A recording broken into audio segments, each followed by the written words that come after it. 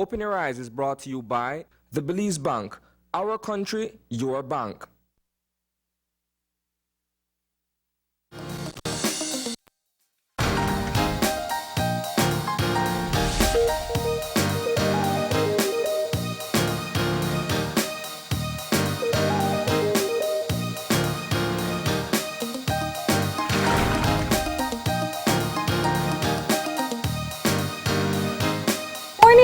Welcome to Open Your Eyes. Start your morning right. I'm Marlene Cuellar. And I'm Gavin Courtney. And thank you for joining us this morning. It's a pretty nice warm Thursday. That's right. Yeah, you're definitely feeling that heat outside already. Oh yeah. But I guess we should start. Oh, there we go. We got our weather update. We'll find out exactly how hot it's going to be. And we have Francisca on the line. Good morning. Morning. Good morning. How are you today? I'm good, thanks. How about you? We are good, trying to stay cool, trying to stay busy. I know. All right, Francisca, so tell us, what are we expecting today? Okay, we'll continue to see hot, hazy conditions. Today, partly cloudy, tonight, warm, and I'm not expecting any rainfall. My concern right now is the seas, because we'll be seeing east to southeasterly wind, 15 to 25 knots, and producing gusty seas. So the seas will be rough, and I have a small craft warning in effect. Okay, yeah, it's pretty windy out right now. Are we going to be seeing that for most of the day? Yes, yes. Okay, so for people who are headed out to sea, there is a small craft warning. You're saying for the entire day? That's right. Okay, well, we hope they pay attention to that. And for those of us who will be locked up indoors, tell us about those temperatures for today. Yes. Along the coast, going for 90 degrees Fahrenheit. Inland, 100. My mountains a little cooler, 86. Tonight, warm, 82 along the coast, 74 inland, 17 in my mountains. All right, so we're back to the 100-degree weather inland. That's right. It could be higher. Probably will feel that way for sure. That's true. And I know that you keep on telling people that they should stay hydrated because right. it's so hot. That's right. That's right. All right. And I know people are concerned about the smoke as well, so that's another issue. Yeah, and there's still a high fire risk.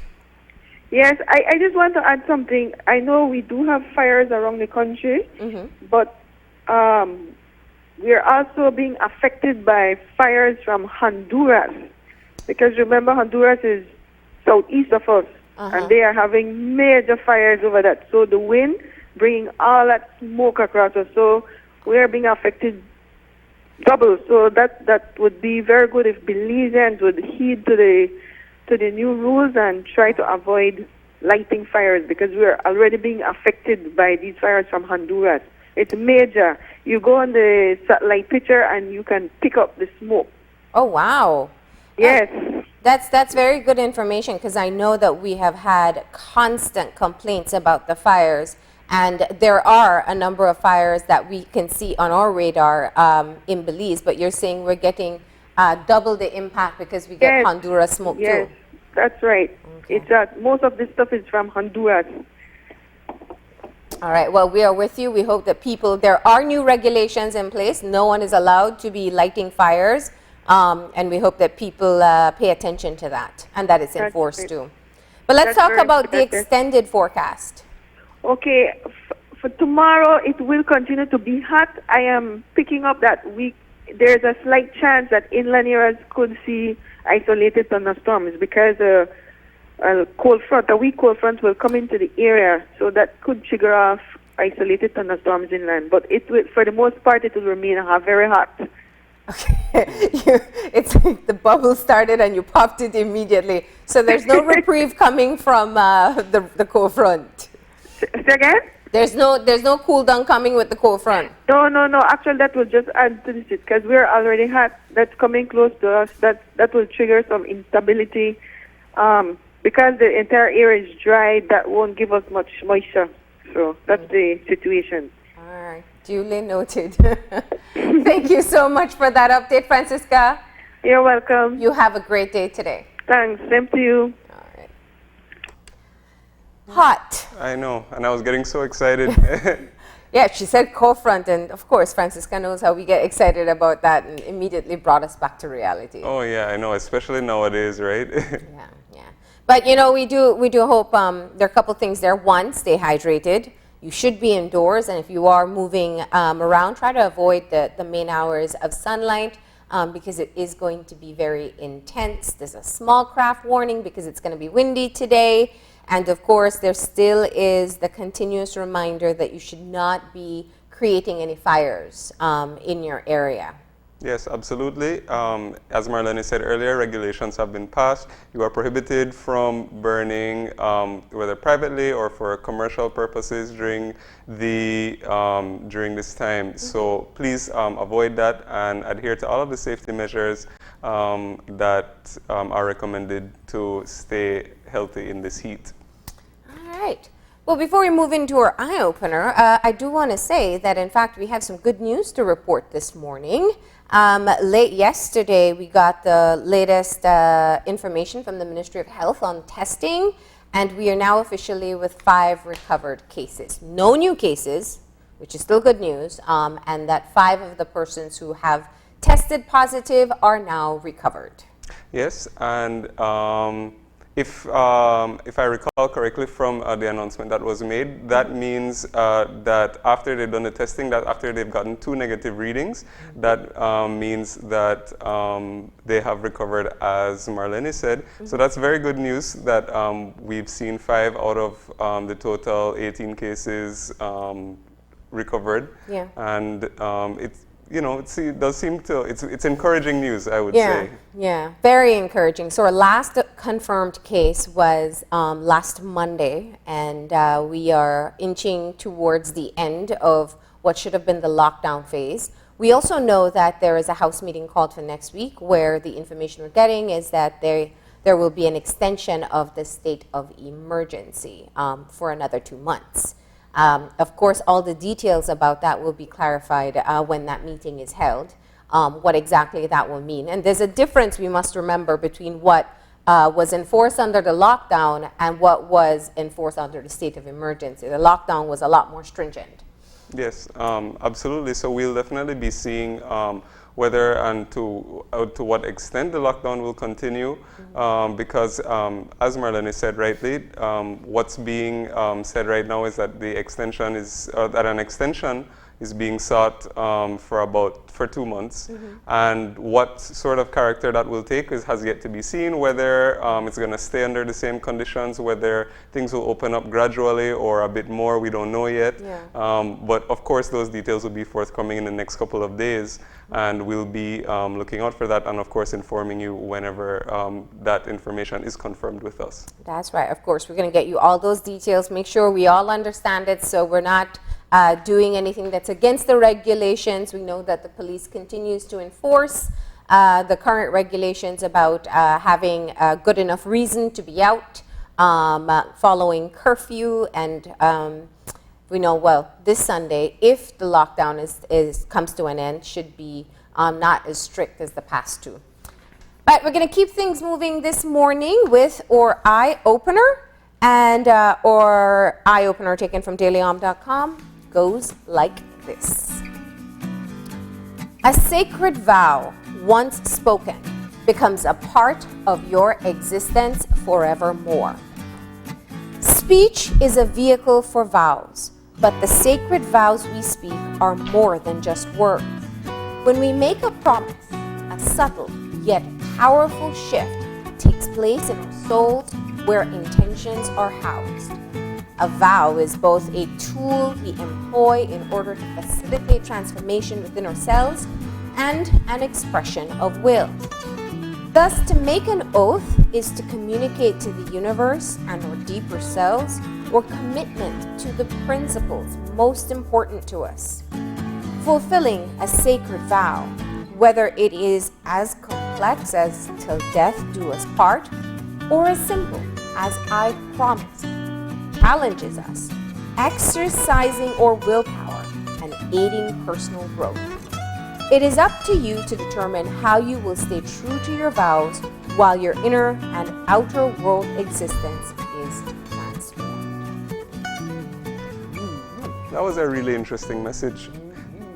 As you know, of course, as you were reading, what occurred to me was the whole idea of speaking things into existence, which really sort of is reflected in, I think, today's eye opener. And I think that a lot of what we read about it, even though we think about it as sort of that's like sort of a modern catchphrase, but it's been around all the time, or the idea behind it has been around all the time, as you can see. When you take something out of, let's say, the idea phase, or you have something that you want to achieve or something that you want to do, but when you actually take the step to, whether to tell somebody or even to just, sort of put that energy out there in the universe, as it were, it does make a huge difference and it makes a huge bearing on how you go about things, because then it's not just in your head anymore. Oh, yeah. Then you feel that it sort of pushes you to go that extra mile and actually get out and do it. Yeah. So it's super, I like this message because, I think that if we encourage people to do more like this, then of course they'll fulfill more of what it is, the goals that they have. Being accountable, and I think, well, for me, I think it clearly addressed one of the first commitments or sacred vows that most people would think of, which is marriage. The till death do us part. But I really love that it included things like just the promises we keep to people. Oh, yeah. And I think one additional thing would be keeping the promises to yourself as well, because those are the easiest ones to break. Oh, yeah. And I love what you're saying, because really the only way you can keep yourself accountable many times is kind of just verbalizing it to someone else. Like, I'm going to do that. And depending on your value system, sometimes we feel very compelled and committed to follow through, especially because it's beyond just your head at that moment. But we've heard, I think all of us growing up, that you're as good as your word. Oh, yeah. And that's what the eye opener reminds us of. For sure, that's absolutely the same thing that I was thinking of. Yeah. I was actually thinking, I like to read a lot of history and stuff like that. And of course, one of the most important things in terms of people, making promises and stuff, people used to take oaths and things all the time, back in the day.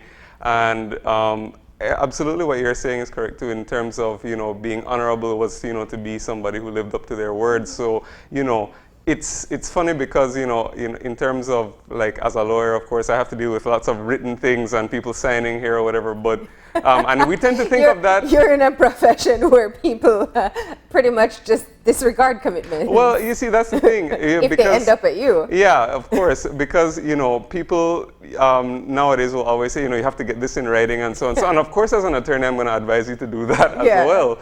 But there is still such a thing as an oral contract because it recognizes that words do mean something, and once spoken you can't really unspeak them. So people are entitled to rely on your word, and if you are a person of integrity, a person of honor, then you should live up to that. Absolutely. So I do, and the meaning is right here, as it's reflected in the eye opener, because either it forces you, it pushes you, or I should say, it allows other people to rely on it, on your promises and the things that you say. It starts, I always go back to the kids, but it's just how we shape the society of the future. But it even starts with your kids. I find that kids can keep you really accountable. Oh, yeah. And we also feel it's easy to break promises or to give them false promises. Like, don't worry, I'm going to take you for ice cream later, and that never happens. Oh, no. Yeah. You can't get away with that. Yeah. Or, something else that you say you're going to do at a later date, but you never follow through.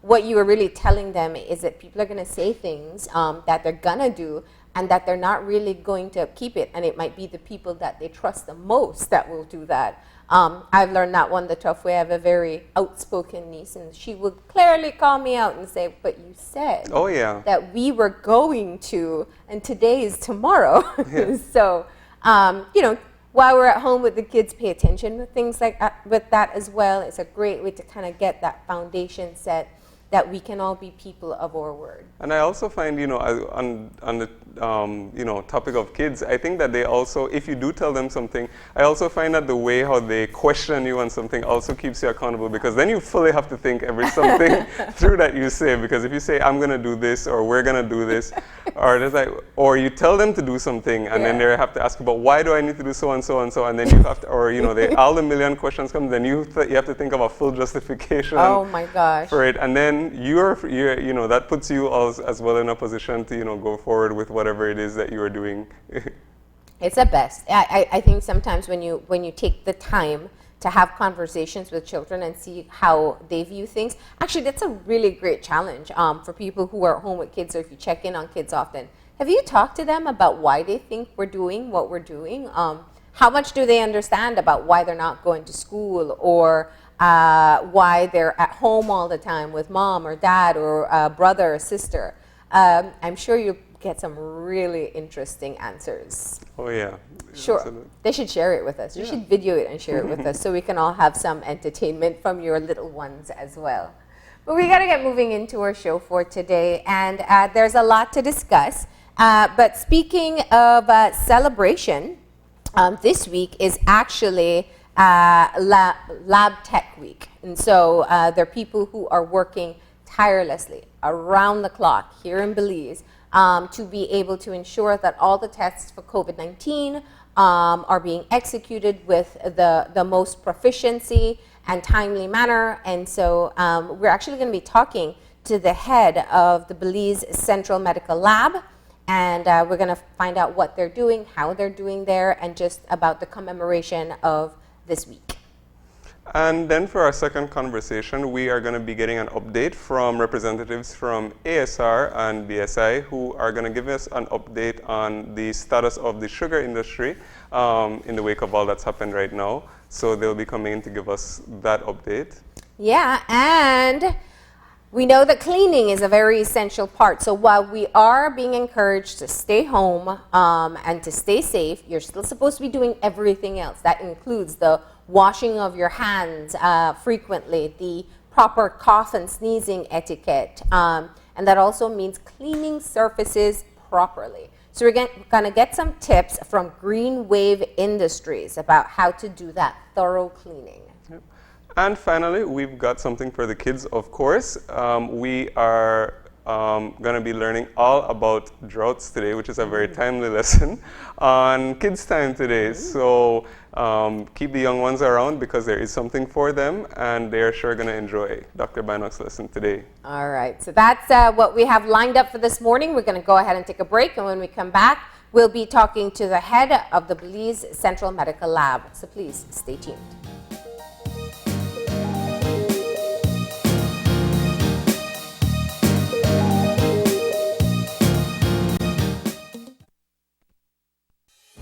With over 100 years of service excellence in Belize, the Belize Bank Limited recognizes the importance of leading the way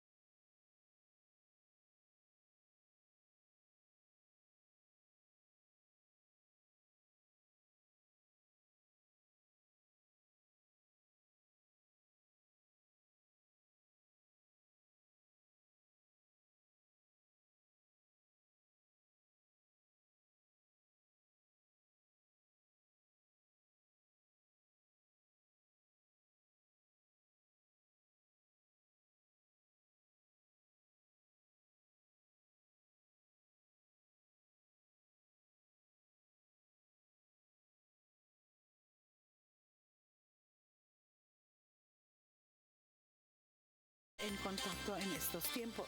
Tenga por seguro que estamos con usted y busca más promociones semanales en SMS, voz y datos.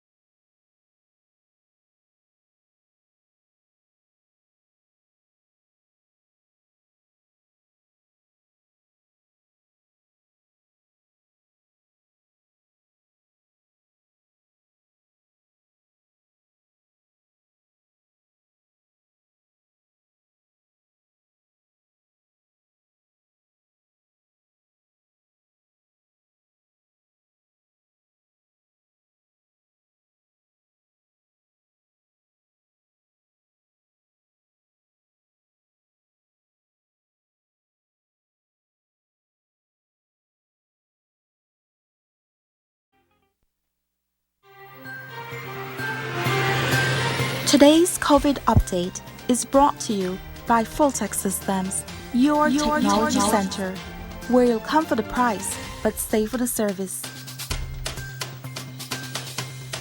And welcome back. And we're moving into our first conversation for today. This week, internationally, is being celebrated as Medical Laboratory Professionals Week. And it is such an interesting time to be having this celebration, as we are all relying on the professional capacity and the dedication of our lab professionals at the Central Medical Lab. So this morning, to be able to put it all into perspective, we're joined by the head of the Central Medical Lab, Juvencio Chan. Good morning. Good morning. Good morning, everybody. It's great to see you, Juvencio. I know that the Central Medical Lab has been extremely busy for the past month, 2 months. Yes, we are a profession that is behind the scenes, and well, not thanks to COVID, but due to the pandemic, we are now everybody's aware of who is behind the scenes, who is giving out results in a timely manner, and it's us, the medical laboratory professionals. That's right. So let's talk, before we talk about what's happening in terms of COVID, the celebration of Medical Lab Professionals Week. The theme is getting results on time. There's a large team that you work with, or relatively large team that you work with there, that does quite a number of different jobs. Talk to us about the staff that you have there.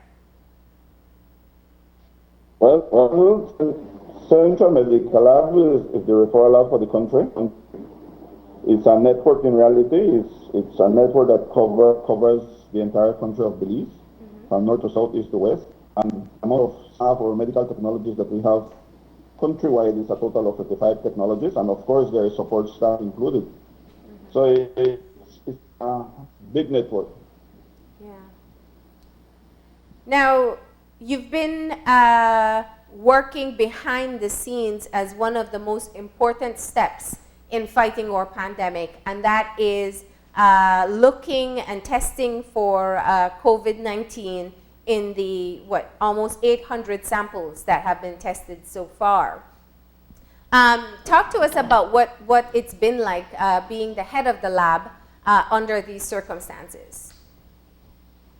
In reality, Central Medical Lab is not only PCR testing or the COVID-19 testing. Yeah. We have at least 6 different units, or how we call it, or departments, that entails hematology, chemistry, blood banking, microbiology, serology, PCR, which is the molecular biology, and of course there is the pathology department that we have housed at Central Medical Lab. In regards to COVID-19, it's a drastic change, but of course planning was key to success. I think we have the approach given to this pandemic has been really acceptable within our standards. Yes, the demand is there, but teamwork makes it easier. So that's how we have managed to go through with this. Now, you spoke of all the different work that is done on a regular basis. So while you're putting in all your effort for COVID-19 testing, there are other tests that have to take place as well. Yes, as I mentioned before, the Central Medical Lab is a referral lab, so we are receiving samples from across the country, and it's not only COVID. We have blood banking services. We have services that are not done at the district level, and they are referred to us for testing. Example, cultures, CD4, viral loads, all of those testing that are not done at the district level. So the workload here, yes, of course, that has dropped a little bit, but we still continue doing those testing. It can be, the service has to continue. It's nothing like we will stop doing hematology and chemistry and just focus on molecular biology. The process continues. We still do the testing. We are still having OPD, outpatient department. We are still collecting samples that are patients that are coming in. We have to do their phlebotomy procedures and do the testing that the doctor requires. So the process is still on. We are still working. And of course, with more emphasis on molecular biology with this COVID-19.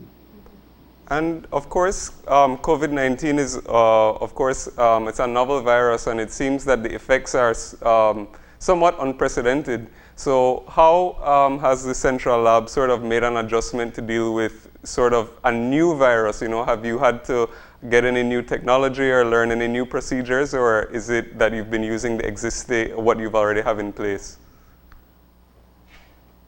Well, PCR is nothing new to us. We have been doing PCR influenza surveillance for the ministry. So it's just a different procedure to say. It's the same methodology that is being used for influenza, for other testings. So it's just the primers and probe that change. And of course, it's just the programming is something different, the timing that needs to be used for those things. But practically, it's the same thing. The machine was here. We have the machine, the thermocyclers, ready to continue the process. So in other words, it's just adding another test on our menu. Yeah, yeah. You know, Juvencio, we can't downplay the opportunity that we have in this pandemic to be able to test locally. You know, there's still other Caribbean countries that have to send samples off to CARFA. We had to do that in the H1N1 phase, collect samples, ship them out to CARFA, wait till it's received and tested there, and then we got results. But we have the local capacity here in the case of COVID-19 to be able to conduct a test right there at the Central Medical Lab. Talk to us about the difference, just how the timely results make such a big difference in terms of contributing towards a fight. Yeah. As you are aware, COVID-19 is a new disease. We don't know practically much of how the disease is being spread and all of those information, but having the testing readily available within makes a difference. Results on time, proper diagnosis of patient, proper treatment of the patient, even though there's nothing specific for treatment, but at least you could take the necessary measure that is needed in regards to not spreading the disease. Now, when comparing to having this service here and not having it before, you could recall in the H1N1, if that was the case with us, then we would have to ship to CARFA, and that takes at least 2 weeks' time to get results back. So the time is very important right now. We are having it within 24 hours, practically it's 8 to 12 hours, and that makes a big difference in regards to this pandemic. Now, through the assistance of PAHO, you were able to get 2 lab techs trained, but how many others have been able to learn how to conduct the test so far? How much staff do you have that can execute these tests? Well, presently we have 10 persons working in the molecular biology. We have 2 supervisors who do the validation of the work, because of course quality is something that we have to ensure with all our results that are coming out. And the work is being done in a shift system. Before we didn't have that kind of system. We were working 8 to 5, Monday to Friday. Now we are working practically every single day. And depending on the demand, we even work up to in the mornings, early in the mornings. If you see the results, sometimes are out 1, 2 in the morning. So we have adapted. We have been able to perform as much as we can, but with the support of our staff. Without their support, that would have been different. And kudos to all my staff, all the people who are working behind the scenes, and not only Central Lab, but the entire country. We have a lot of technologies at the district level working for this COVID-19. It's a lot of pressure right now, I think, in terms of the work that you do. Explain to us what the process is, because you said that you could get the results in 8 to 12 hours, but in fact, you wait for a number of tests before you actually conduct. So that actually lengthens the time, right? Yeah, at the beginning we were testing as samples came in. One Okay. came in for the day, we run as soon as that samples comes in, we process it. Now we are doing batching.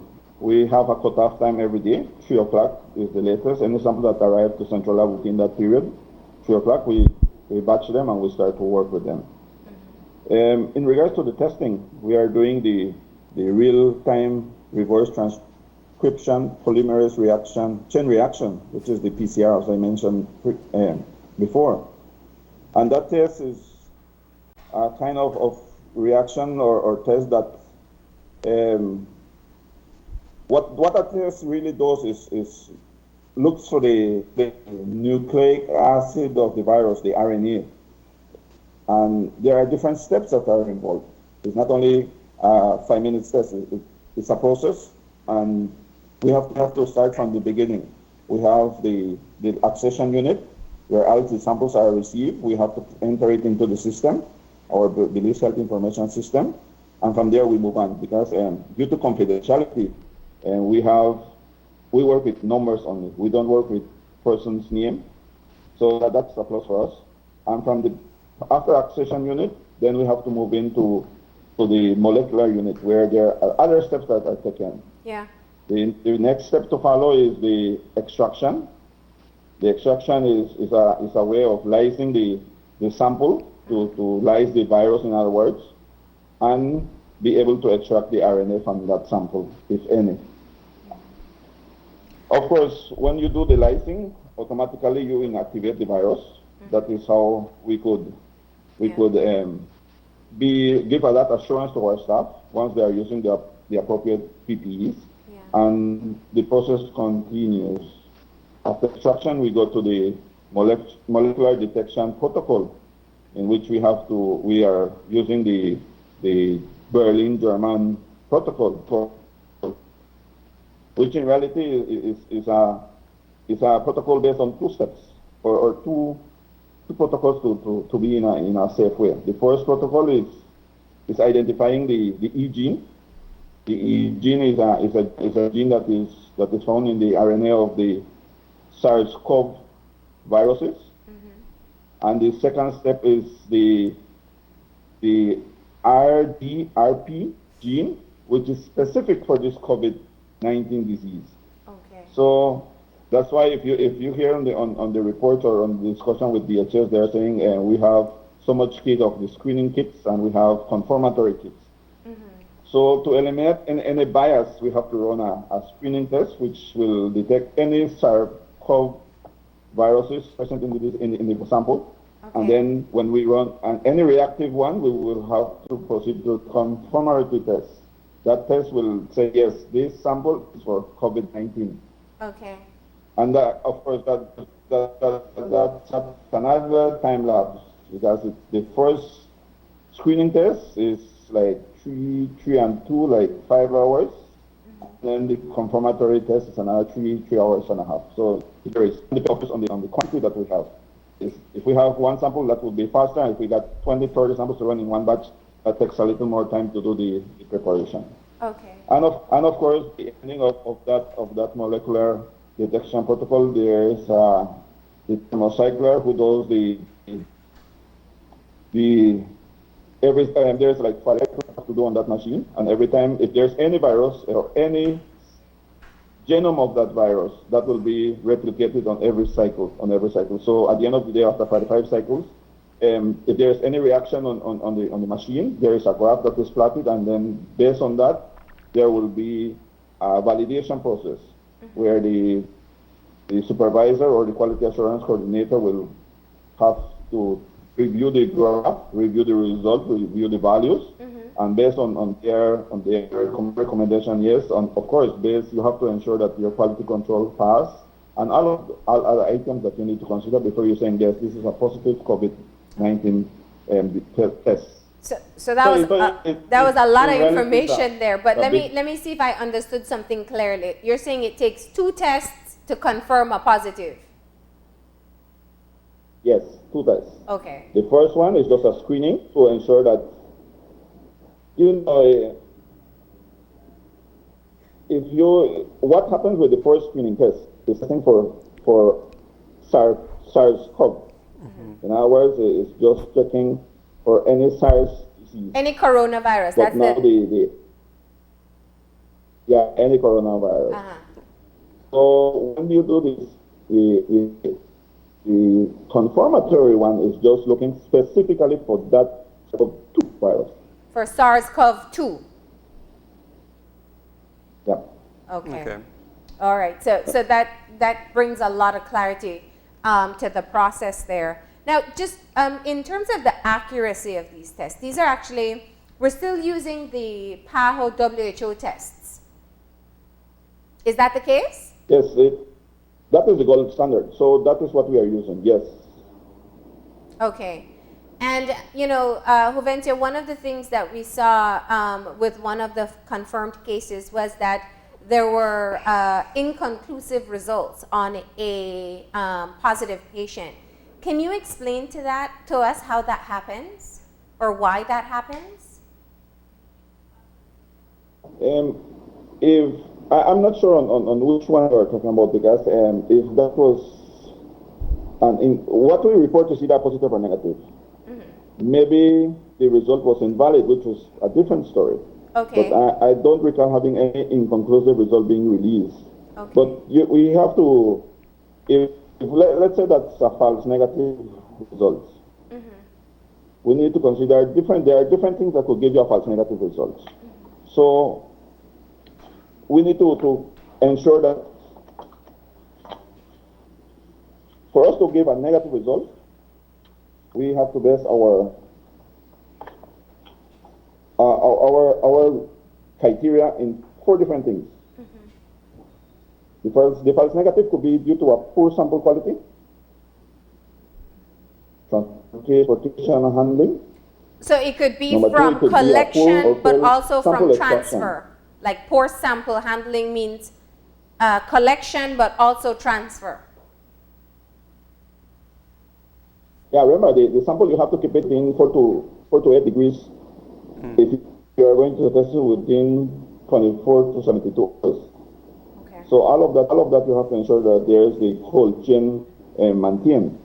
Otherwise, the virus will die if you left it at room temperature. All of that we need to see. Okay. So you were giving us a number of reasons why. The first one is because of poor sampling. Okay. Poor quality. The second one is poor extraction of the sample.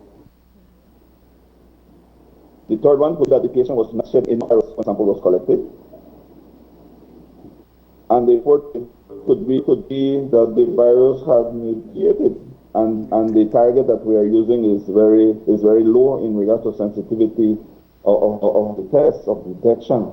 So that are the 4 things that we have to consider. And that's why when the person is 14 or is isolated, they have to repeat again. Even if it's negative, they have to repeat it within 14 days, just to ensure that, okay, if let's say that the sample was, the person was not shedding enough virus, by then there's supposed to be enough virus for us to detect. Okay. So all of that we need to consider when there is a negative result. I'm not saying that the person is positive, I'm saying that could contribute to having a false negative result. Okay.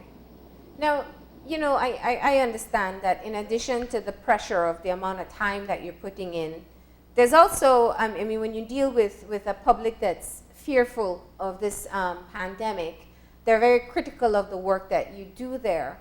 Can you explain to me just what the morale is like amongst your team right now?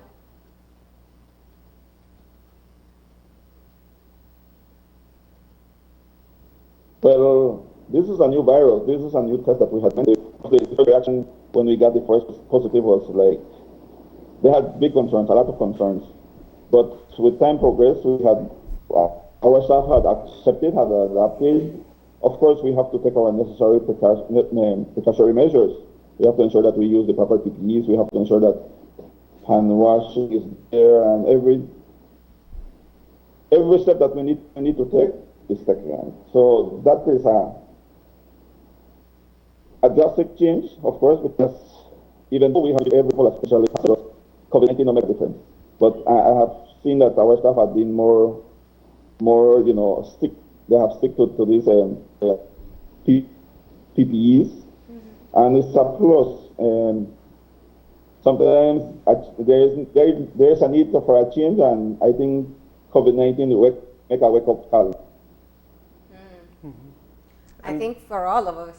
Yes, I was actually gonna ask that in recognition of all of the hard work you do, I think it brings us back to Lab Week and celebrating all of the work you do. So maybe you can talk to us a little bit about why you think about the importance of Lab Week and why it's important to highlight the work that you guys do, especially as you said that you're usually behind the scenes.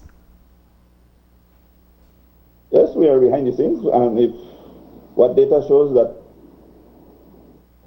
80% of the medical decision is based on lab results. So you could imagine what importance the medical lab professionals have in regards to having a diagnosis for a patient.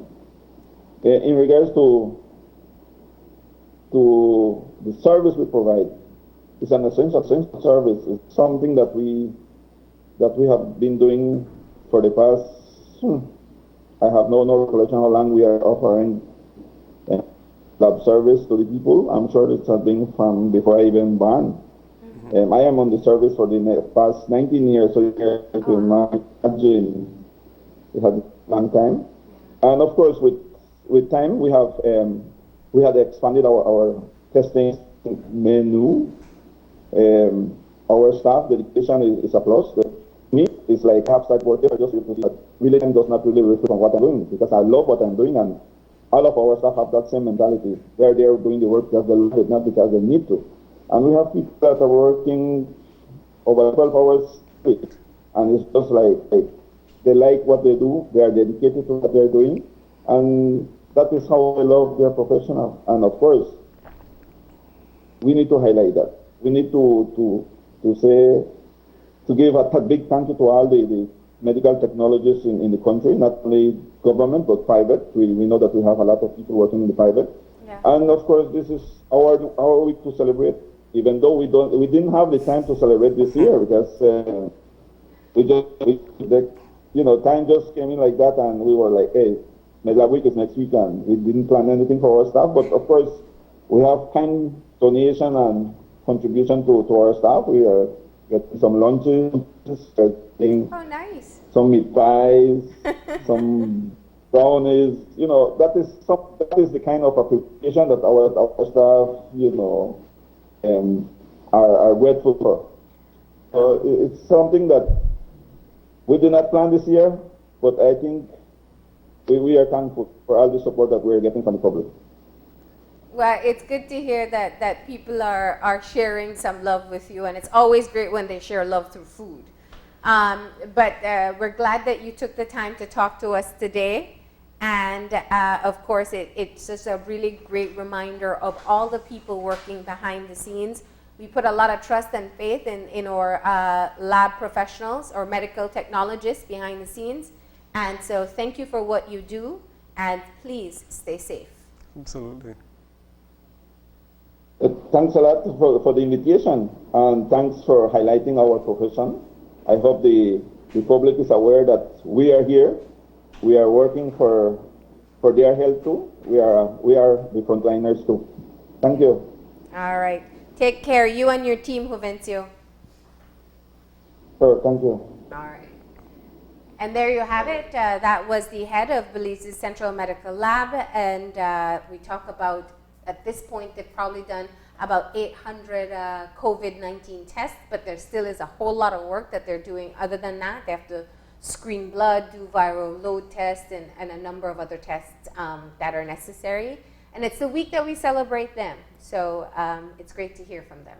Absolutely, and of course, I would just want to say thank you again. As Marlene said earlier, we really appreciate the work that you all do, and as we heard Juvencio said, they're working around the clock now, so they've shifted gears to ensure that they keep on the theme of their week, getting the results on time. So thank you for all the work that you do.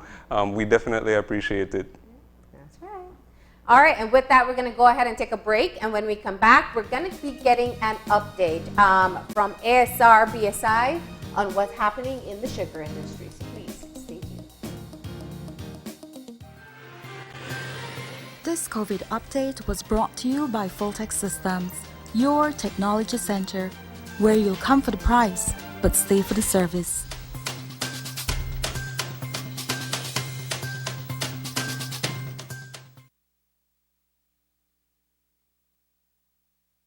COVID-19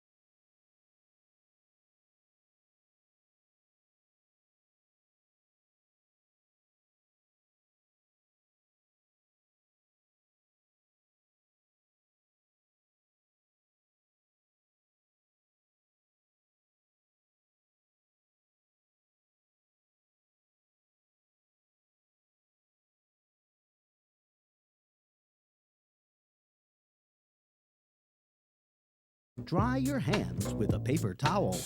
Hooray! Follow these steps every time and you'll keep germs away. So remember, the best way to fight germs is wash hands.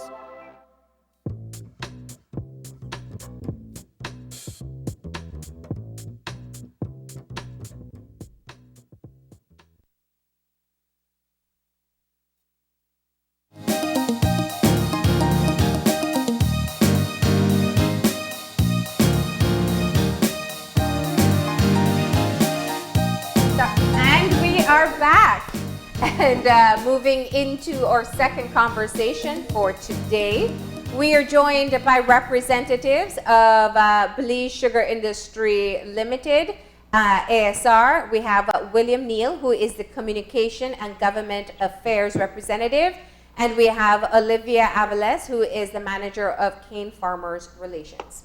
Good morning. Good morning. Good morning. Good morning, Gavin. Good morning, Marlene. Good morning, Belize. Okay. Morning, Belize. Great to have you guys with us. Of course, very important for us to check in on the industry and see how things are going there. Of course, we know that included under the essential services is the management of business, agriculture sector, like the sugar industry. Talk to us about how you have been managing in the state of emergency and lockdown and getting things done. As an industry, good morning again, thanks. As an industry, what we have been able to do is actually draw from our sister companies globally. One of the things that we were very quick to do was to come up with a business continuation plan. And with that, we extended it not only to the factory, but also to the field and also to the farmers.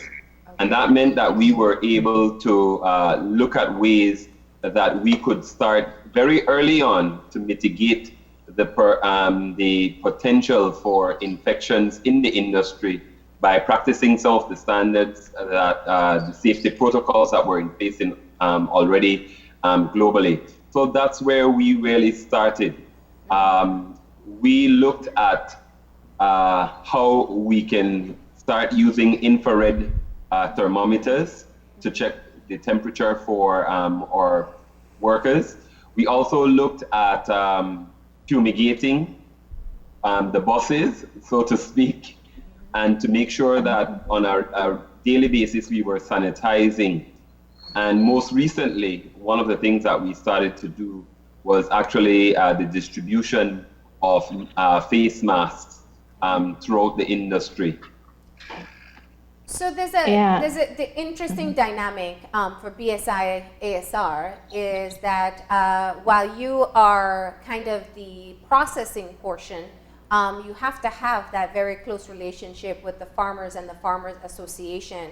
Olivia, talk to us about how you're able to kind of get synchronicity between what the farmers are doing and what you guys are doing there at the plant. Well, good morning, everyone, as well. With the farmers, it has been a very interesting experience. We've had to change, of course, the way we work with them. Usually we are in big crowded meetings, a front line talking to everyone, because that's just how it's done. But we've had to move to technology, using technology, and we're glad that they embraced actually the technology. We're doing meetings over Skype, over the platforms. We use Microsoft Teams here.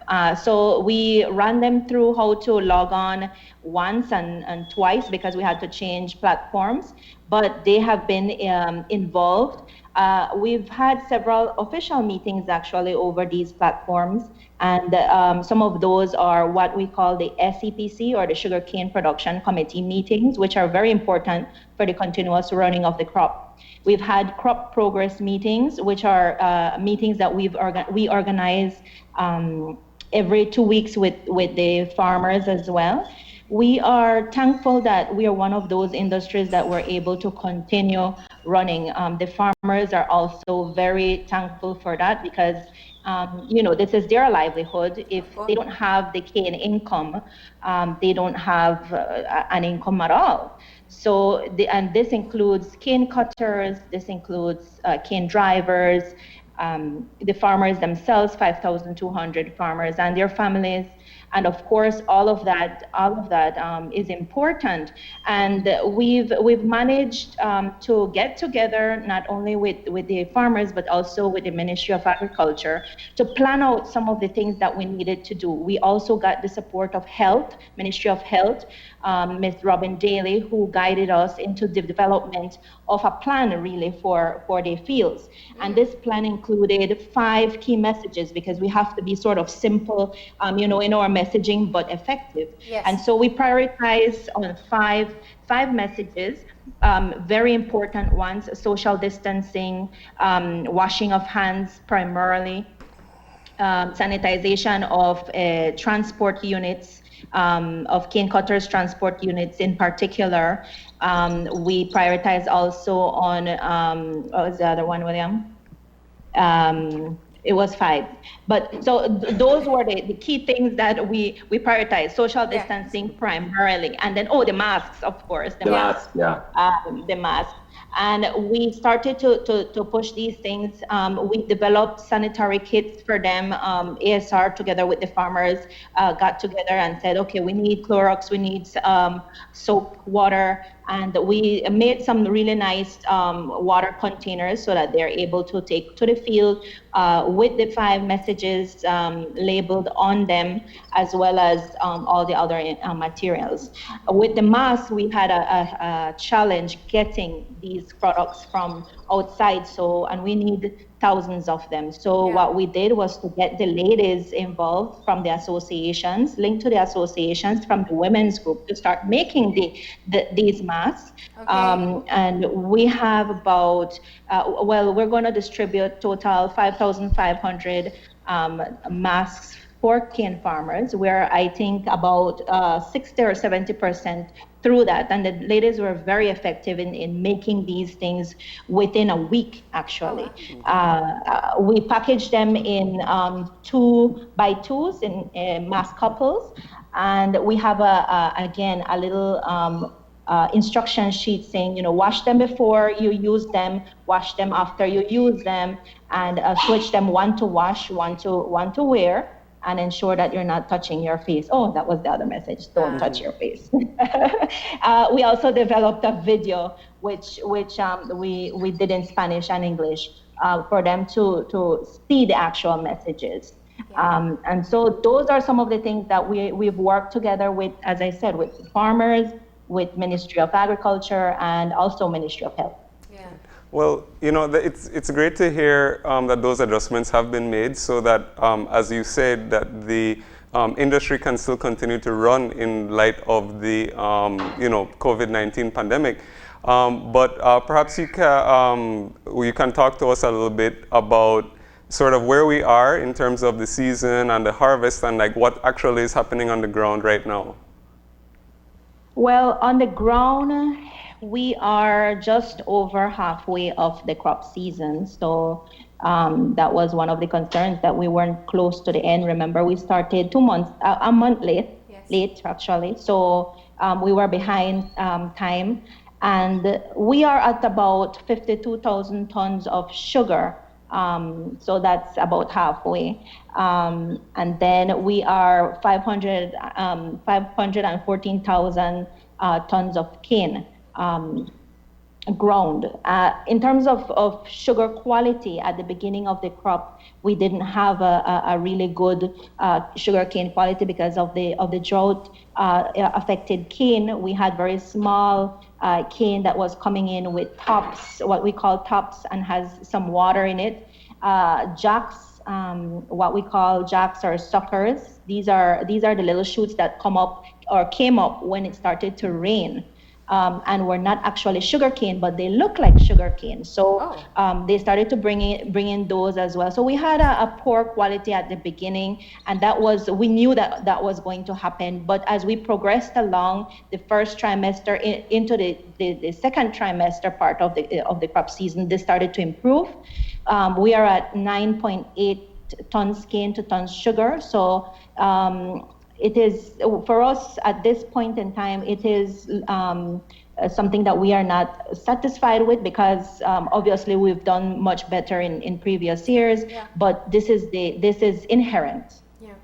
Well, and I'm glad you mentioned that, because I think that, well, two things. One, William and Olivia, you're very well aware that with the devastation that's taken place within the tourism sector, we're looking at our agricultural sector thinking, how are you going to help? But we can't be naive to forget that it's not that you guys haven't been without your challenges, from citrus, bananas, and of course sugar. So you are facing multiple issues before we got into this pandemic. It was looking at market access. It was looking at the drought and the implications that it's had there, and of course the price that we receive for sugar. So, and then of course if you include in that just the output that you're able to have after the processing is completed. What is this year shaping up to look like? Because we are really banking on your success. Well, I think one of the key things one of the key challenges we've had is actually the drought from last year. As Olivia said at the start of this year's crop, we were seeing underdeveloped cane, but that was also partnered with a lot of rains at the beginning of the crop. So we had some challenges in terms of mud coming in to the factory as one of the main things that we had to contend with.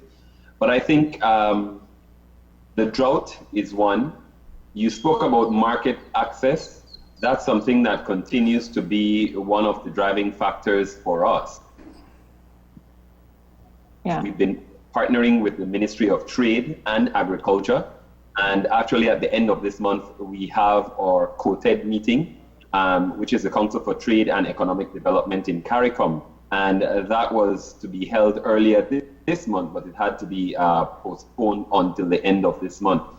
What we're doing there is we continue to see an erosion of the brown market, and of course white sugar still coming in from places like Guatemala and Colombia into the region. So we've been very robust in terms of the advocacy that we've been doing to ensure that we have fair market access. And we are making some strides there, but it means that we have to see a lot of policy changes, and we were able to get a lot of support from within CARICOM at the end of last year in November. Yeah. So it's now to just put it in place and put a monitoring mechanism in place that will actually work and that the countries will agree to. Yeah. So that's one of the challenges that we're hoping will fade away pretty soon, but we're still not there yet. Well, I was going to say, it was a breakthrough towards the very end of the year to be able to get it on the agenda for COTED and kind of get some commitments as to what would happen. I'd imagine that with the current pandemic, you're trying to keep people still keep everyone to the commitments that they made at the end of the year. We definitely are, and I think the market again globally, the bottom kind of held out last week. So you're still talking about very low pricing for sugar still, no? So there are a lot of challenges, not just in terms of market access, but where the market is in terms of pricing. So that's something that we've been working very hard on as a company to ensure that we're maximizing the profits that can be derived from the production that we have.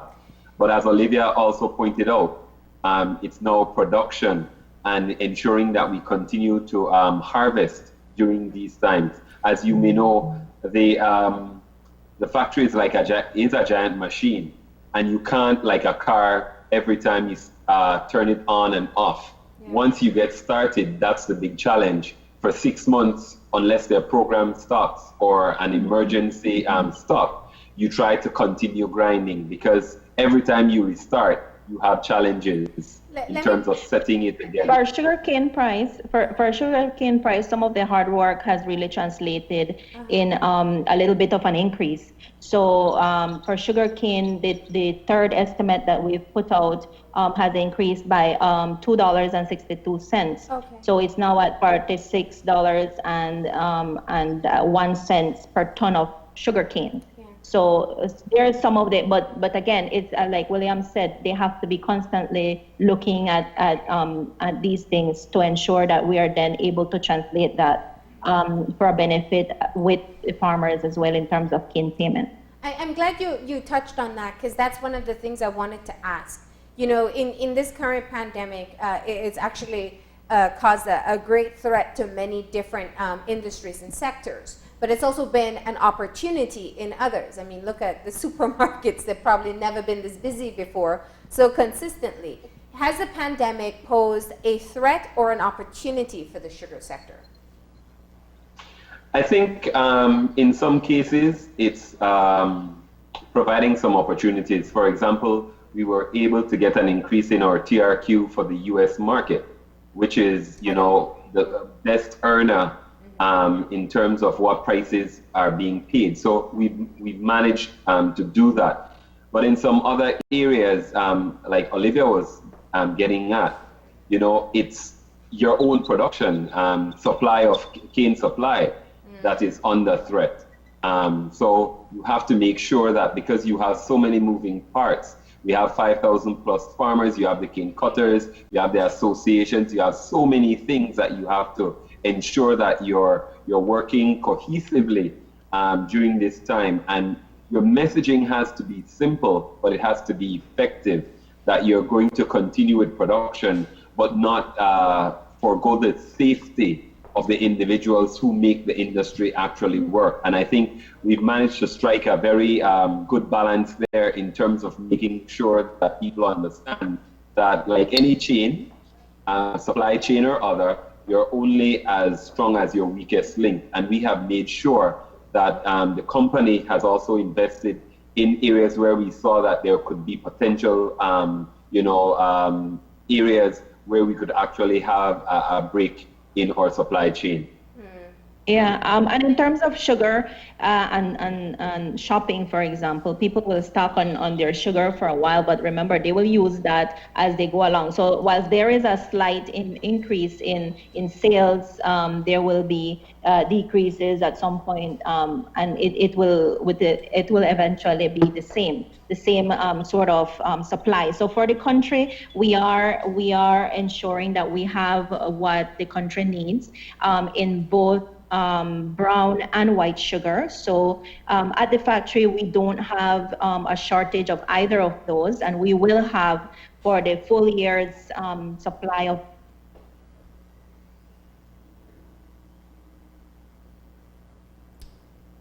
Hello? Okay, I think Olivia we lost her for a second there. But of course, we're going to keep on we're going to try to get her back as well. But I think Olivia is saying, and perhaps William, you can finish off that point, that there is sufficient to supply the country at this time. Our production is usually around 150,000 metric tons. Locally, our usage is between 10 and 15,000 metric tons. So you see, we have quite an excess. Despite the impact of the drought, where we're estimating that perhaps production could fall by 30%, as much as 30%, we'd still be well over 100,000 metric tons. Yeah. So we're looking at it from the point of view that we will still perhaps have, we'll definitely have more than enough to supply the local market. It's what we put out as export that we actually want to make sure that we maximize the earnings for the country, and definitely the impact that it has in the time of the decrease in terms of tourism. So when are you going to know that? I mean, we're looking forward about, you said you have your COTED meeting coming up. You now have increased access in terms of getting into the U.S. markets. We know that this is for sure going to be a situation of uncertainty for at least another month or two. So what's the long-term projection for your output? Olivia is probably better equipped, and she's back, to talk about the production. Yeah, the she's back. electricity one. The electricity went out. Oh, again? So I had to change internet.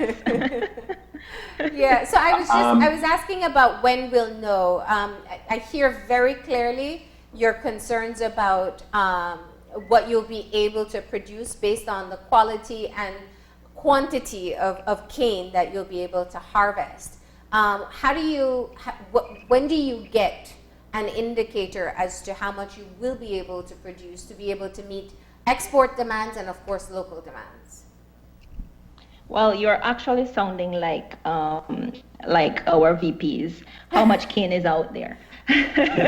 So it depends actually on how much cane is out there, and more or less if we could estimate the pulp and the fiber and all of these things, and we can actually, before that comes into the factory, because we have lab equipment to do that.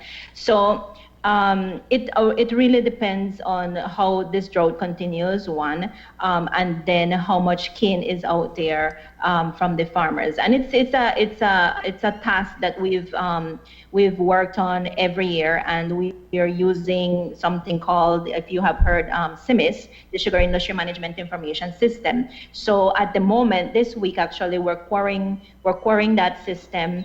And then we're doing some field inspections, because it's not only the data, but cross-checking that data with how the cane looks and what the cane, projecting what the cane will weigh. So yes, it comes definitely from knowing how much cane we have. If we were able to tell you we have, for sure, we have 1 million tons of cane, then we're able to project that. But we estimate that we do have the 900,000 tons of cane. Corozal has been more affected than Orange Walk in terms of drops in production. We've seen up to 50 and 60% drops in productions by field, by each field, yes. And in Orange Walk, we that's far less. It's around 30 to 40% drop. In some cane fields, it's minimal. It's 5%. So it's sort of like guesstimating in some cases, and we'll be able to project some of that by the end of next week. Yeah. Now I have one. You know, we experienced the drought last year, and the prediction was for this year to be much of the same. Has there been any type of intervention measures put in place, knowing that this perhaps, using a common pandemic term, that this may be our new normal for a while, the extended dry and the lack of rain production? Yes, there are definitely some practices, number one, that needs to be done. For example, cane burning. Cane burning for harvesting is done here because it's manual cutting. But if it is mechanically cut, then it doesn't have to be burnt, and then the soils don't have to get dry. So we are recommending at the moment to farmers not to burn their cane trash, which is what they would call the second burn, because if they would leave these leaves on top, on the rows on top, then that would protect the moisture of that soil and give it a little bit, it's a best practice, give it some nutrients, and then they can manage that with effective microorganisms that are used to decompose that leaf a lot quicker. So these are some of the practices that we're recommending, but definitely irrigation is the name of the game here, and irrigation, while it can be done by field, it's like drainage as well. It requires a master plan. So we are working with, we have a project from IDP a technical assistance project from IDB that's looking at the feasibility of this. We have to look at where the water is coming from, the quantity that the water, that source has, the quality, because it can't be any water. We can't use water that has salts in it. And the New River has salts in it. So we have to look at the quantity of water, the quality, the source, and a few other parameters that are important for plant growth. So it's not just picking up any water and throwing it on the plants, because that's not how it works for a large industry like ours. The other thing is that we are working with Climate Change Center, Caribbean Community Climate Change Center, 5Cs, on a larger, much larger project that is being submitted to Green Climate Fund, really.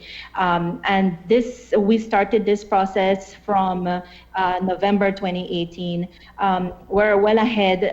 5Cs tell us we're well ahead of the application process, and we're waiting actually from them to let us know what are the next steps, because all our paperwork has been submitted. But this is in Korea, and they've had a hit of coronavirus. So again, this stalls some of that momentum. Yeah.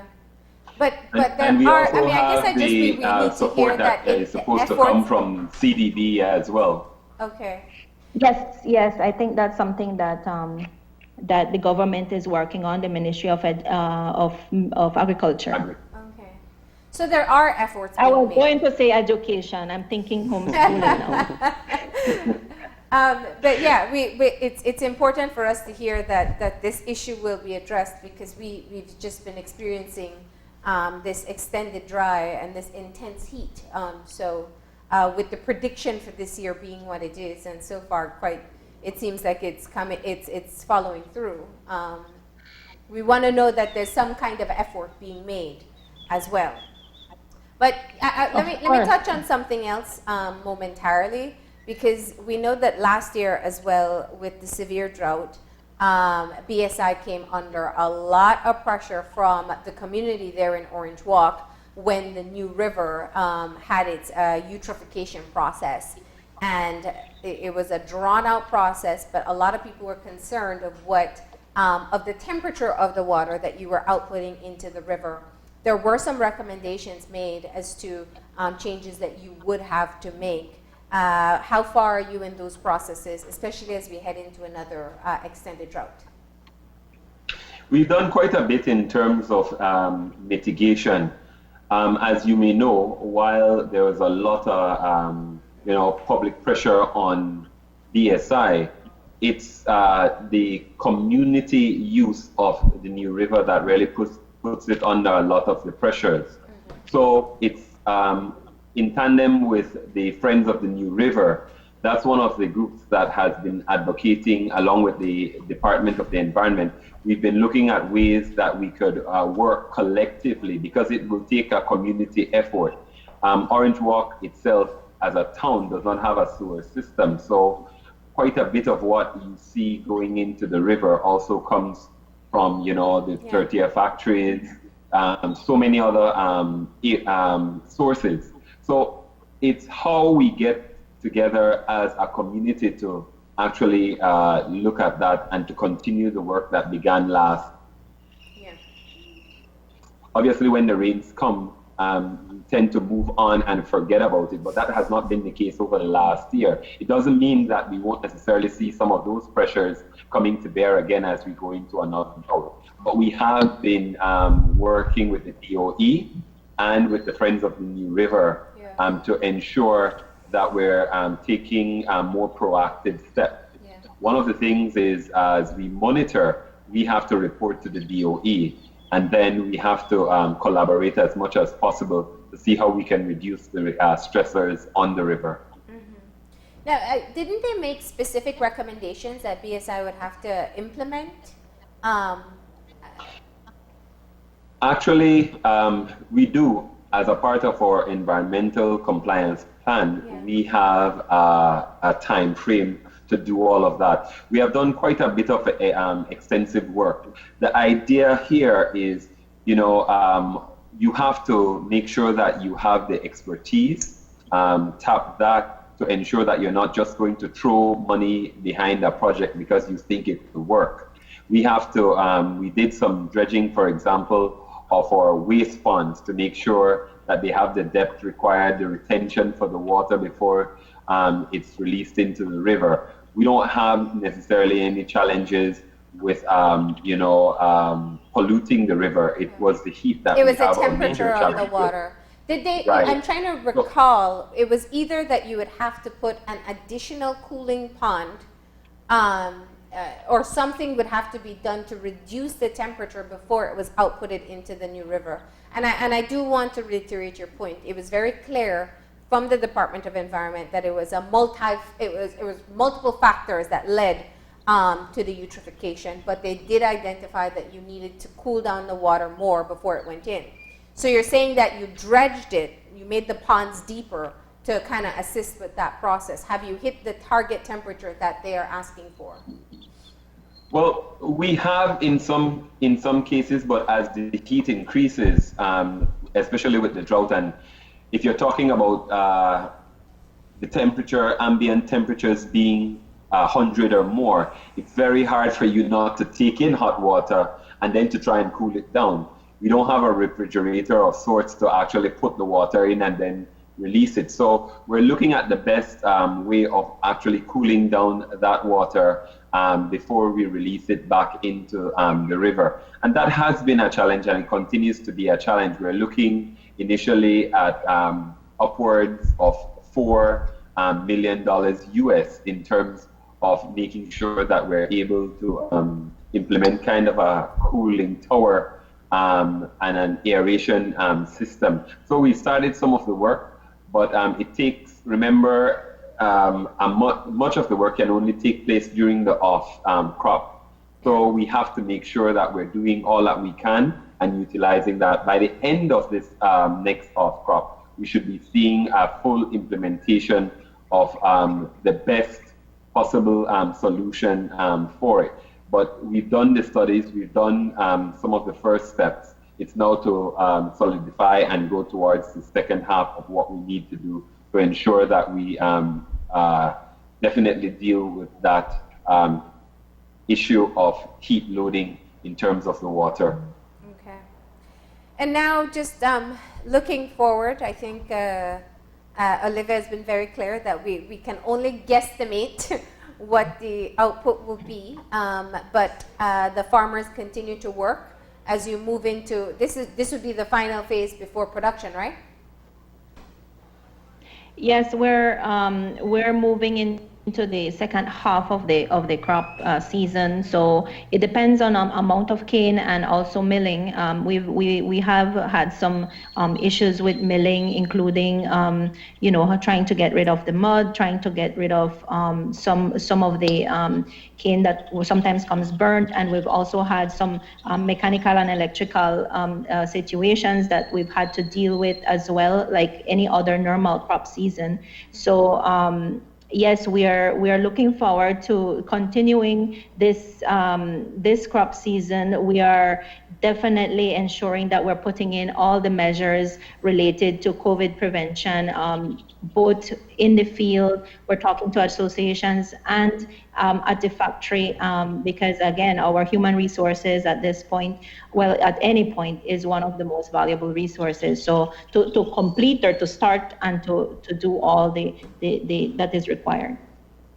And I have to say too that our partnership with the Ministry of Agriculture and the Ministry of National Security has been very critical at a time like this, because the conversation has to be robust, and that's one of the things that we've been able to do.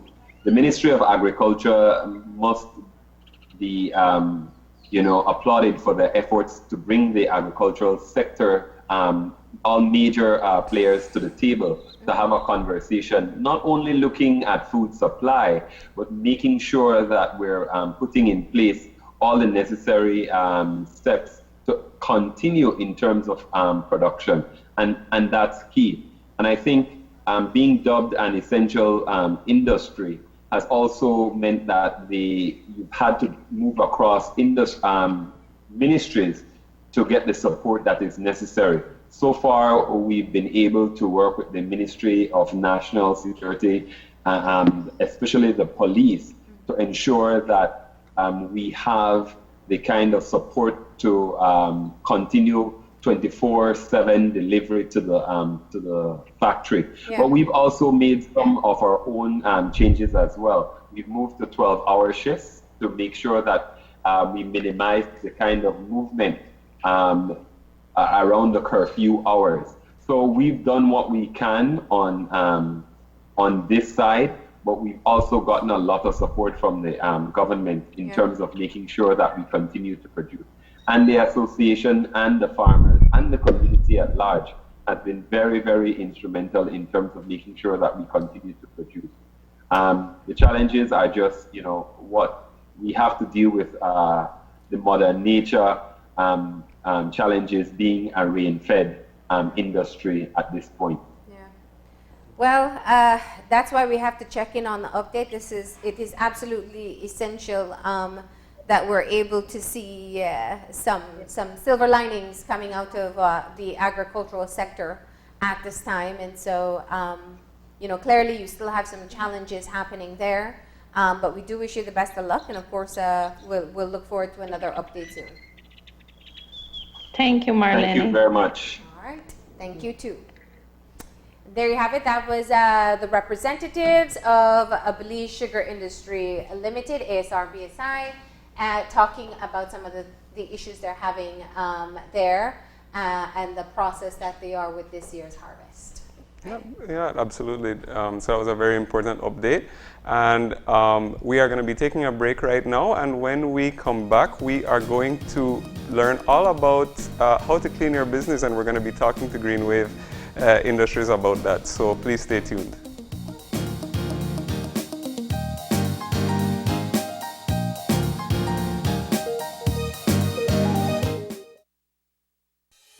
With over 100 years of service excellence in Belize, the Belize Bank Limited recognizes the importance of leading the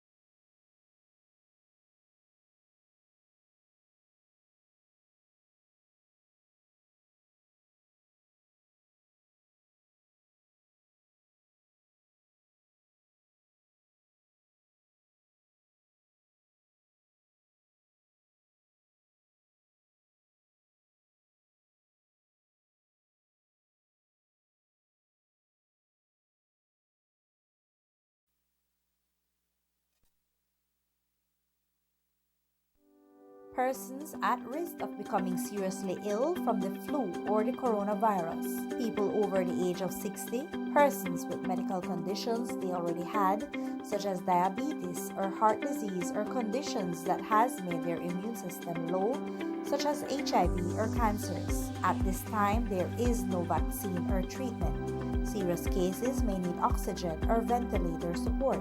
Be caring and show support for your elderly loved one during this time. A health and wellness message from your Ministry of Health.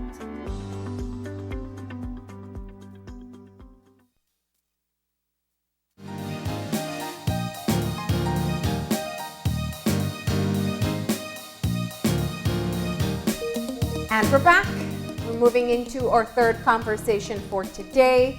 We have said time and time again that while we have been over a week with no new cases of COVID-19, we must still continue with all the practices that we were encouraged to do from the beginning. Wash our hands, don't touch your face, proper coughing and sneezing hygiene, staying home, social distancing, and keeping commonly used surfaces clean.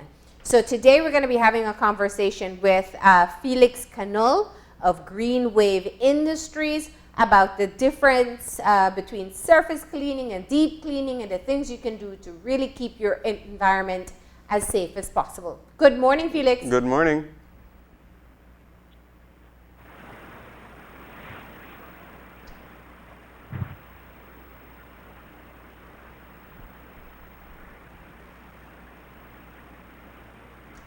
Good morning. Do we have Felix? Good morning. Good morning. How you guys doing? All right, there we are. We're good. It's good to know that you're there. So, Felix, let's just start off by talking you were about. Mentioning we in this time. Yes. Good morning. Yes. Good. Okay, I see what's happening. So, Felix, we have a very long delay. What I'm going to ask you to do is to just explain to us what Green Wave Industries is and the products that you offer.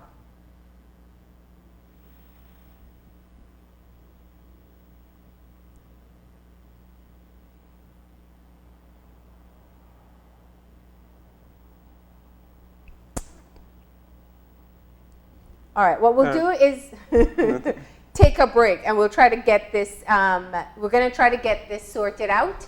Of course, we do apologize for the delay, but technical difficulties do happen. So we'll get it fixed up and we'll be back in just a few.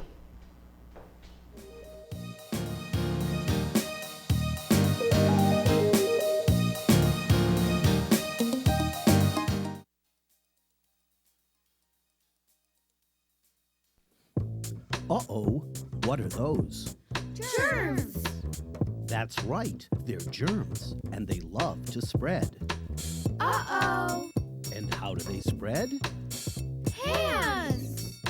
Germs can spread everywhere from hands, and from hands they move on to food, toys, other hands, and faces. Yuck!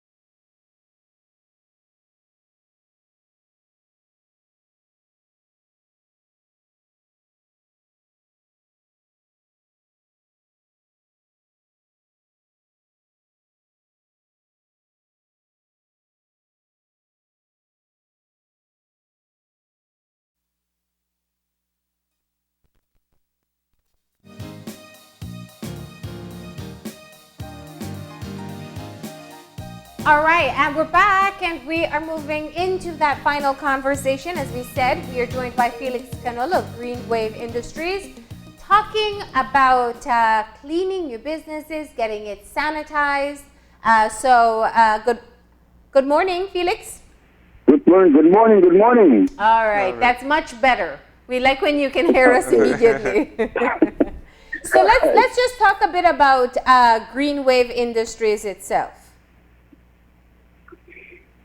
Well, good morning all. Good morning, Mission of Belize, Green Wave Industries. What do we do?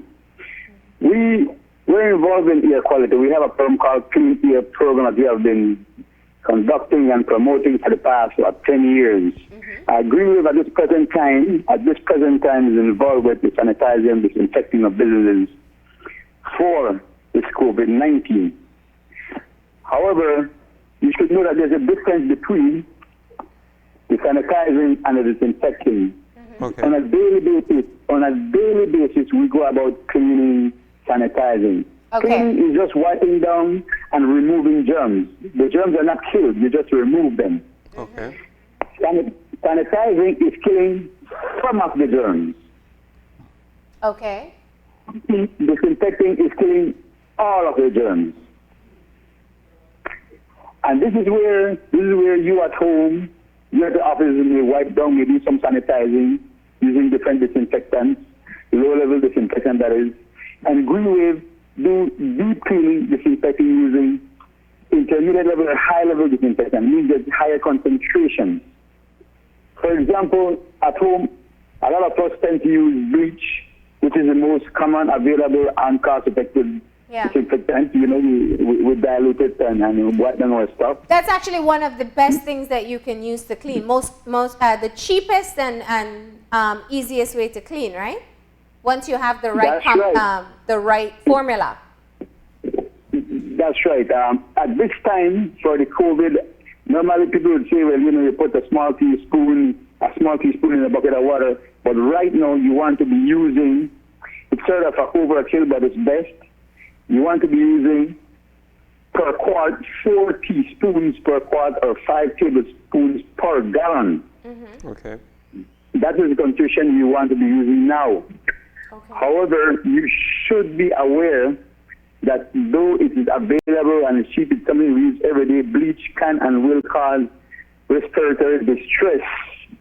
You need to use it in a well-ventilated area or have the fan blowing, Because the last thing you want to have a respiratory problem, and with COVID, what do you have with COVID? You have respiratory problems too. Yeah. So you don't want people mistaking you for a COVID infectious person when it's just Clorox bleach that you use it, which is causing your throat irritation, etc. So you have to be very careful when you're using it.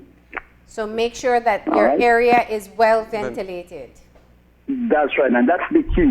You need to be well ventilated. You don't want to have the mucous membranes and your throat, etc., to be affected by the scent of the bleach or the volatiles of the bleach which floats along the air. So yes, you can use it. It is available. Use it if you can. When we at Green Wave use this bleach, which our key ingredient is hydrogen peroxide. We use a high concentration of hydrogen peroxide when we're cleaning. However, we do use bleach or sodium hypochlorite at a higher concentration because that's more industrial. And that is the difference between your cleaning and our cleaning, which is deep cleaning. And when we clean, or when anybody should clean your office or your building, it's not only the walls and the floors, etc., and the ceilings. Most of our buildings nowadays have enclosed areas which we have central air or AC building. And we tend to overlook a lot the air conditioning system.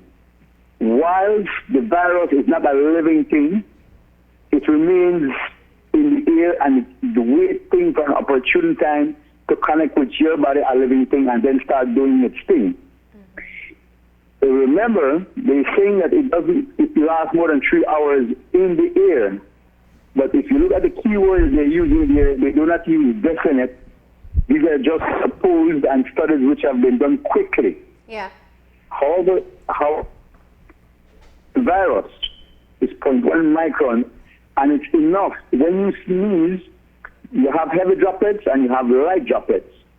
The heavy ones will fall on the ground and the light one will float around. However, the virus may attach to a dust particle and flow more around your building or your offices. And because we have the air conditioning system, this virus may go into your system and attach to the, because we're guilty of it all, that we just do the mechanical cleaning, we change our filters, etc., but we don't clean the ducts. And this is where mold and fungus and gunk and everything remain in these ducts. Okay. And the virus will, yes, it is an ugly thing. I'm so sorry you don't have a picture up there, but and the virus will attach into these things, awaiting an opportune time for it to become loose and float around in the air again. So what you're saying is really important, which is that you have to think of beyond just what you see in front of you to clean, but much more, some of the hidden areas, including your AC ducts and your air conditioners itself. So we were talking about the difference between sanitizing and disinfecting. Sanitizing is what we do at home with our Clorox or with any form of bleach. The disinfecting, that requires something a bit more thorough. Well, disinfecting is deep cleaning. You know, when the company like ours go into your office, we do deep cleaning. Remember this, Clorox is a disinfectant.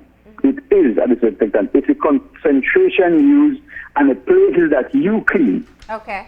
When we go in, we clean more than just the hard surface of your chair, your light switch, and the knobs. We go beyond that. Okay? But we don't use bleach. We use hydrogen peroxide. Accelerated hydrogen peroxide is called because it uses a high surfactant which assists in conducting the killing of the germs more quickly. And how often do you recommend that a business or something would do a deep cleaning versus sanitizing? Well, let me put it this way. When you're doing deep cleaning, some experts out there, some learner experts say that it's good for 90 days. Some is saying it's good for 30 days. To have the experts agree on this, you know, every doctor has their own opinion, so to speak. So, you know, it's kind of between here and there. When a deep cleaning is done, you should put in mitigative measures or interventions. You should also make sure you practice a regular, like for example, let's say we disinfect deep cleaning in Channel 5. We finish with that, we know it's clean, but now you have to start putting things in place. You have to make sure the basic things that we talk about, you're sneezing with your elbows, you're washing your hands every minute. Yeah. You know, your domestic supposed to be cleaning every handles in the building, every doorknobs. I recommend at least 3 times a day minimum, more if you have the resources, you know, to prevent any sort of recurring contamination within your building. Yeah, yeah. So it's about maintenance as well. So you would do a deep cleaning. If you do a deep cleaning, you want to make sure you keep on with the sanitization efforts as best as you can in between. Now, just before, because we're running out of time really quickly, but before we end off, just what's your advice to businesses about if they want to ensure that their space is as safe as possible, to what kind of practices they have to develop within the company?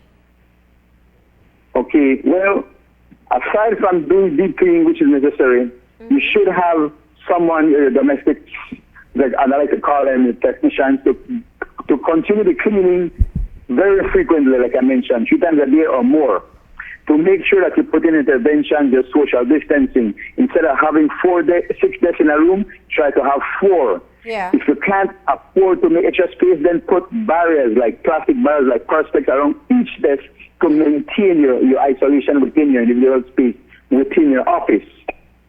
Yeah, that's Instead a of good wiping down your desk every minute, why not use a paper map? Brown paper, one map, you can work on it, and every day you pick it up, dispose of it.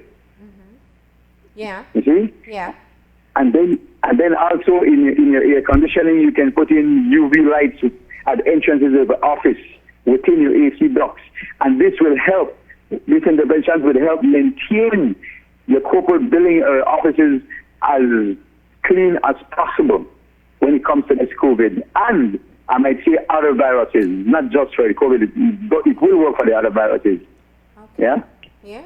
And to make sure, now is the time, the OSHA has been started, but now is the time for people to develop an emergency response plan for infectious agents, because this is not the first time, Marlene. It will happen again. We need to plan and be prepared for this in the future, and this is where Greenwave come in. We can assist your consultant in safety, and we do this type of deep cleaning as a preventative measure. Don't wait. Someone doesn't have to be in your office for you to say, okay, let's do deep cleaning. We don't know where or whom, may infect your offices. We know we have people called asymptomatics. Yeah. Let's clean our buildings. Let's get it clean and put the interventions I just mentioned in place to maintain a safe environment within your offices. All right. Well, thank you very much for those tips. We really do appreciate it. That unfortunately we weren't able to see you, but at least we were able to hear some of your expertise. Felix. Marlene, I just want to quickly say, Greenwave, we have a Facebook. You can see Greenwave Industrials on the Facebook. Yeah. Or you can call us at 626-1143. We are available. We have the personnel and equipment and the expertise. All right. Thank you very much, 10 years Felix. of experience in this. Thank you, too. Thank you. And have a good morning. Stay safe, yes. Okay, bye-bye. So there you had it. Definitely important to know there's a difference between sanitizing and disinfecting. I think that one of the things he said that is really important is that when you're cleaning, you have to make sure the space is well ventilated. Yeah, absolutely. And also, as we've been having similar conversations, we want to make sure that you remember that when you are doing your cleaning, do think about those areas that you don't normally, everybody does their sweeping, mopping, wiping down their countertops, but think about walls, think about your light switches, doorknobs, the AC vents, as Felix just said.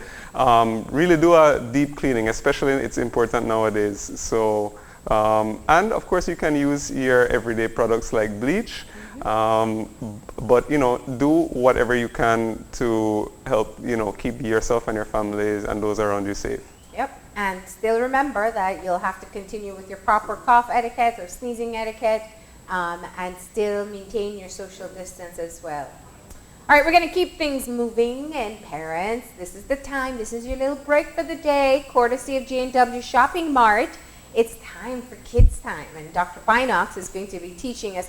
I think that we can all learn something from this. It's Earth Week, and he's going to be teaching us about droughts. So let's get ready for Open Your Eyes' Kids Time, courtesy of J&W Shopping.